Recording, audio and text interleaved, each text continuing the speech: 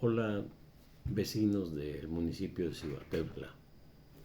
Quiero dirigirme a todos ustedes, a sus familias, para comentarles dos historias que tienen que ver con un asunto muy importante para la vida en este municipio, para el bienestar y seguridad de las familias.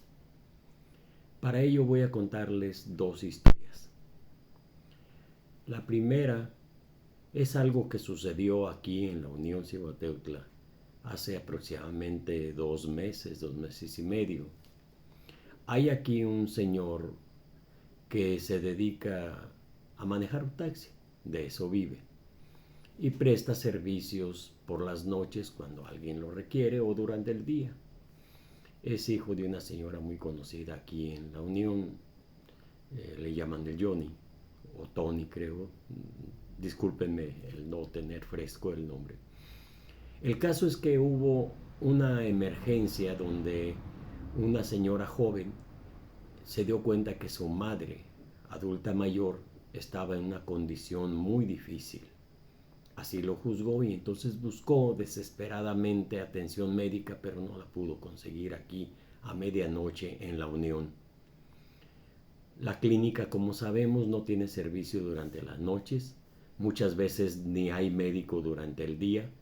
A veces pasan meses sin que haya médico, solamente la enfermera que hace el esfuerzo muy loable y hace lo que puede, pero solamente durante las mañanas hay servicio, en las noches no, y los sábados y domingos pues para nada tenemos servicio, atención médica, ni siquiera para emergencias. Dada esta situación, entonces quiso recurrir a la ambulancia que el municipio normalmente disponía con un chofer para este tipo de casos, pero al no saber dónde se encuentra y no tener noticia, parece ser que nadie sabe dónde está esta ambulancia, entonces tuvo que recurrir al taxista que les mencionaba al principio. Le pidió que por favor la llevara a algún lugar donde pudiera recibir atención inmediata y urgente su madre. El taxista pues tuvo la bondad de darle el servicio a medianoche, pero desafortunadamente el caso era tan grave que llevando a su madre en el asiento de atrás del taxi, a medio camino tuvieron que regresarse porque su madre falleció. Como ustedes se pueden dar cuenta, este es el servicio de atención médica de emergencias y también para casos no emergentes que tenemos en el municipio de Cihuateutla, las familias. Es un servicio que lamentablemente no atiende algunos casos de emergencia que, como este, desafortunadamente son más frecuentes de lo que quisiéramos.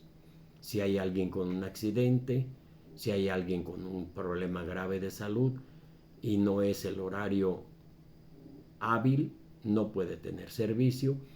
Y si es en horario inhábil, pues definitivamente pueden llegar a pasar cosas, y de hecho pasan cosas como la que pasó a esta señora. Yo pido disculpas si la señora, el joven que llevó a su madre y le pasó esta situación, se sintiera incómoda por mencionarlo. No estoy dando nombres, pero muchas gentes de aquí del municipio, de aquí del poblado de la Unión, seguramente están enteradas de este caso.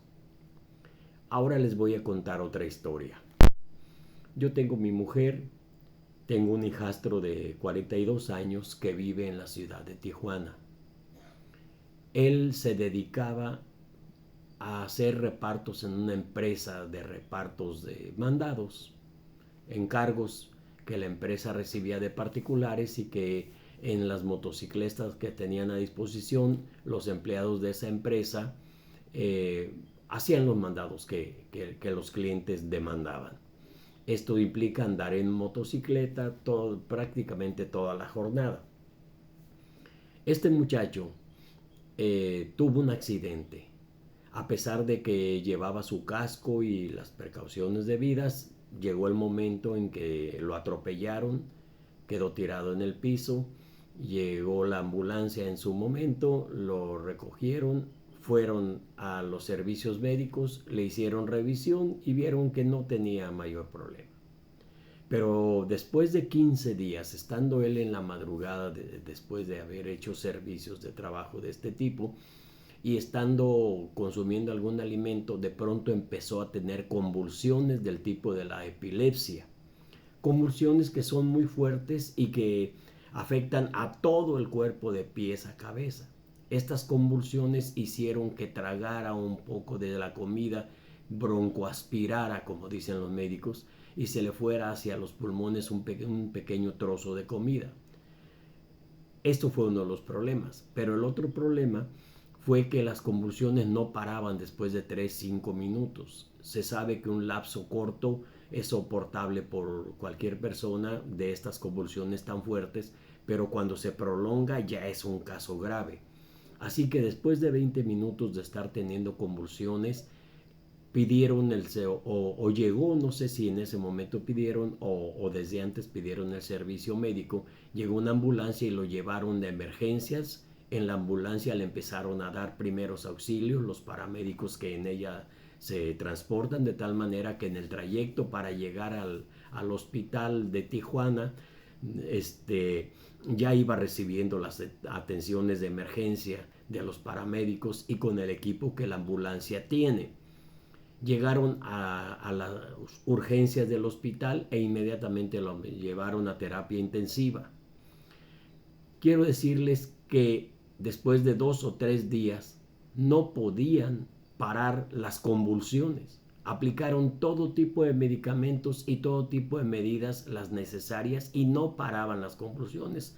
Por lo que los médicos, dado que estaba agotándose el organismo y en riesgo de tener otro tipo de problemas ya físicos por las fuertes convulsiones, decidieron sedarlo de tal manera que estaba más o menos como en estado vegetal.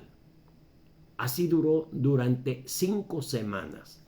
En estas 5 semanas, él tenía entre 6 y 7 aparatos conectados. La canalización por las venas, un encefalograma permanente, un cardiograma permanente, un chaleco respiratorio mecánico eléctrico que le permitía mover los pulmones, que era difícil que lo estuviera haciendo, y así tenía 6 o 7 aparatos de manera constante.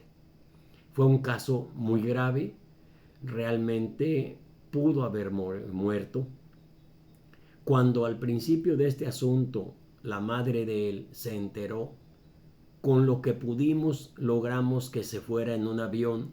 Ella iba con la idea de esperar, de llegar a ver a su hijo todavía vivo y despedirse de él. Llorando durante el viaje, pensaba y planeaba que a su hijo no pensaba dejarlo allá. Sabía que iba a morir, la cosa era muy grave.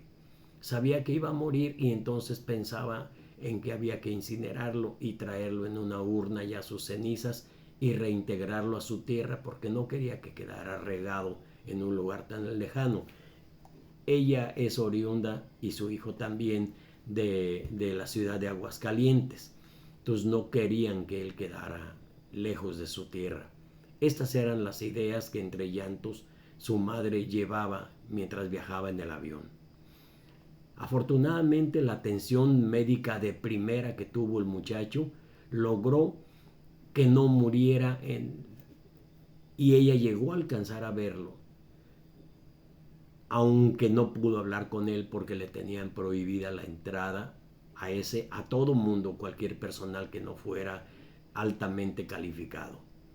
En esta condición de gravedad, este muchacho duró 5 semanas en terapia intensiva y después de muchos tratamientos, de muchos medicamentos muy caros en sus casos algunos, después de juntas de médicos, especialistas, enfermeros, de todo el esfuerzo de todo un gran equipo médico, el muchacho logró pasar a piso y estar 3 semanas más ahí y después de eso ser dado de alta. Mientras tanto, su madre viviendo en el patio del hospital, de 24 horas bañándose en los baños del hospital, con todo un sacrificio, pero pudo estar ahí. Lo alcanzó a ver vivo y alcanzó a ver que se le diera de alta. El milagro lo hicieron los médicos, enfermeros y el personal administrativo de ese hospital maravilloso. Cuando se aproximaba la alta de su hijo, la madre estaba muy preocupada por los costos. Si hubiera sido en un hospital privado, eso probablemente hubiera costado 1,5 millones o 2 millones de pesos.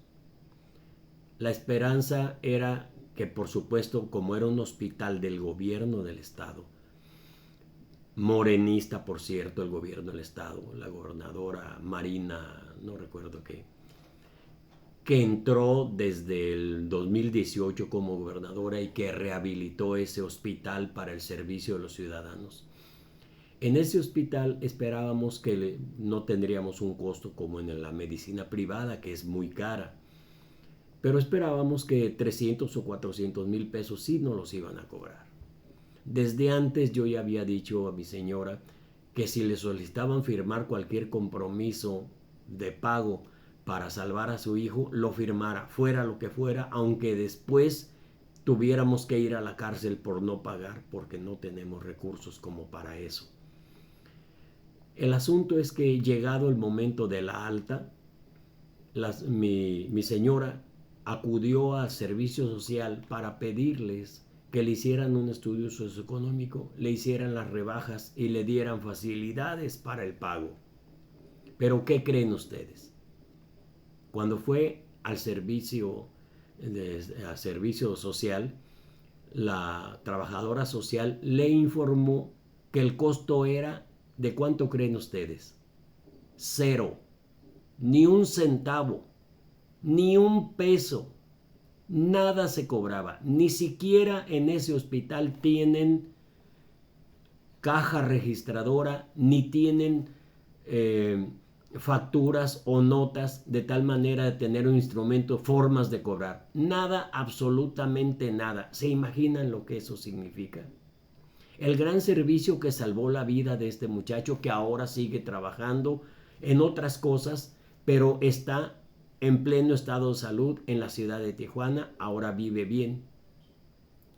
Como ustedes pueden ver, aquí son dos historias. Una historia en la Unión Cihuateutla, que ya les platiqué, y esta historia en un estado donde gobierna Morena desde el 18 y que rehabilitaron los hospitales, hicieron lo que es el servicio del INSABI, donde hay servicio gratuito para todos los ciudadanos por el solo hecho de presentarse al hospital, siendo ciudadanos mexicanos, tienen servicio gratuito a todo lo que se requiera, por costoso que sea: internamiento, análisis de laboratorio, servicios médicos profesionales especializados, etc. Tú, por ser solamente ciudadano mexicano, te presentas en ese hospital con el problema que sea, cual grave que sea, y eres atendido sin que te cobren un solo centavo. Eso es en Tijuana. Y aquí en Cihuateutla, ¿cuál es la situación? Ya se las platiqué. Son dos historias. Les invito a reflexionar sobre esto. ¿Y qué pasa? Que en Cihuateutla, los ciudadanos mexicanos que vivimos aquí somos ciudadanos de segunda o de tercera. No tenemos los mismos derechos que en otros estados. Resulta que desde 2018, que entraron gobiernos de Morena en diferentes estados de este país, empezaron, entre otras cosas, a instrumentar el sistema de salud universal y gratuito. Desde entonces, en el estado de Colima, de Nayarit, de Sinaloa, de Tlaxcala, todo eso se instrumentó igual que en California, igual que en Tijuana. Resulta que cualquier ciudadano en aquellos estados tiene la misma atención que mi hijastro tuvo en Tijuana, sin ningún costo.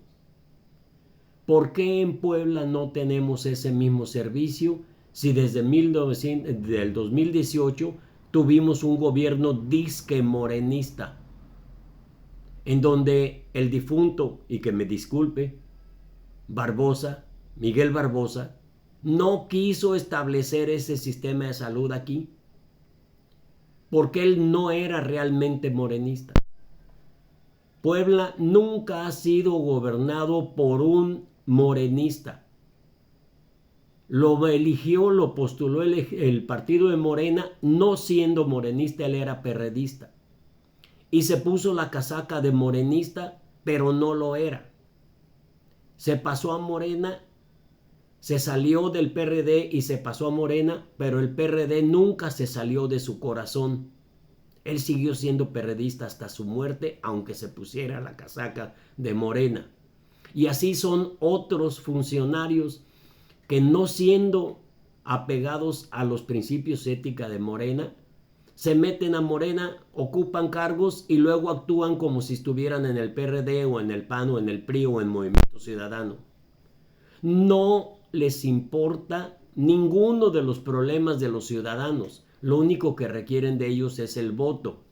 Y eso pasó aquí en Puebla. Y a resultas de ello, tenemos un sistema de salud hasta esta fecha, después de más de 5 años de gestión de gobiernos disque morenistas, el de Barbosa y el de ahora, el del señor Salomón Céspedes, en donde no contamos con el sistema de salud.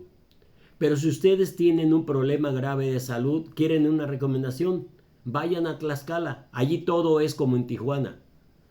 Colima también, Nayarit también y varios estados más. Pero están más retirados. Aquí nos queda Tlaxcala. ¿Quieren recibir atención como la que recibió mi hijastro? Vayan a Tlaxcala. Hay un gobierno morenista de una mujer gobernadora que es verdaderamente morenista, no es chapulín, no viene de otro partido. Por eso allí se instrumentó el servicio de salud universal y gratuito. Y ustedes, si van allí, van a poder atenderlo. Yo les recomiendo, no se atiendan en el estado de Puebla. Aquí los dejan morir y aquí no tenemos el servicio universal y gratuito. Y aquí, aunque sea servicio del estado, del gobierno, nos cobran laboratorios, medicinas y muchas otras cosas. Entonces, si ustedes ven en estas dos historias, hay dos casos de sistemas de salud dependiendo de cómo piensa el gobernante. Se disfrazan de morenistas y luego resulta que son como de otro partido. Si eran perredistas, actúan como perredistas, con corrupción. Si eran panistas, actúan como panistas, aunque traigan la casaca de Morena. Si son priistas, lo mismo. Si son de MC, lo mismo. Simplemente se ponen la casaca, pero siguen siendo del partido que los originó. Y no les importa la ciudadanía, solo cuando hay elecciones van y los ven y les prometen.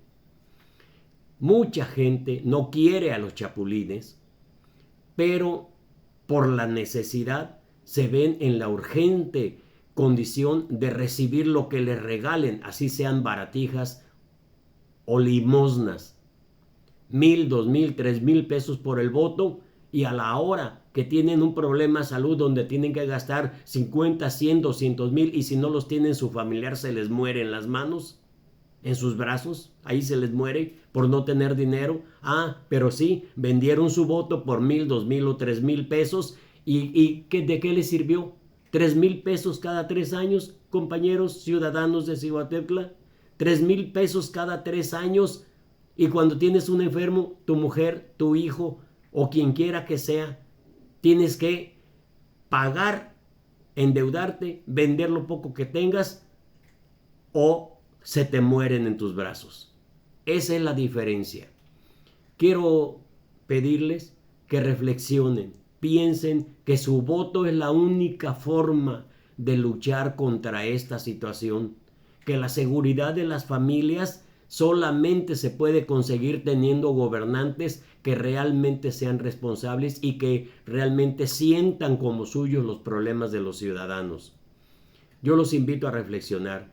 Estamos por utilizar pronto una herramienta poderosísima, como la usaron los de Baja California, como lo usaron los de Colima, como lo usaron los de Nayarit, como lo usaron los de Tlaxcala, y que ahora cuentan con un sistema de salud como el que ya les platiqué, que tuvo acceso mi hijastro.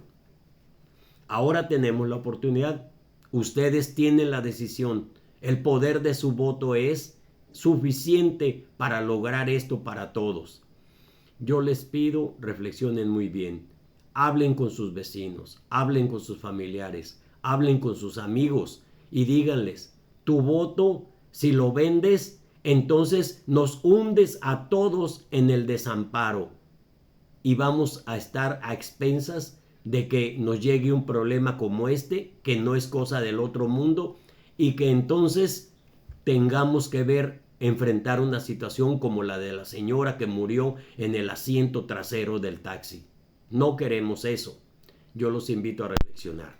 En esta ocasión les hablé solamente del caso de la atención a la salud.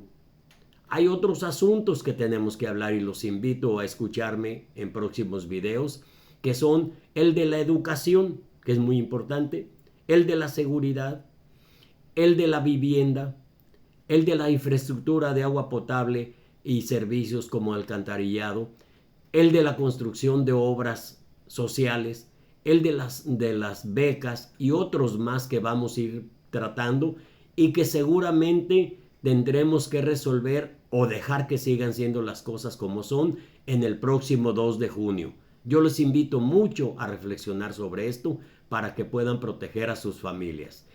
Los veo en un siguiente video. Buenas noches, muchas gracias.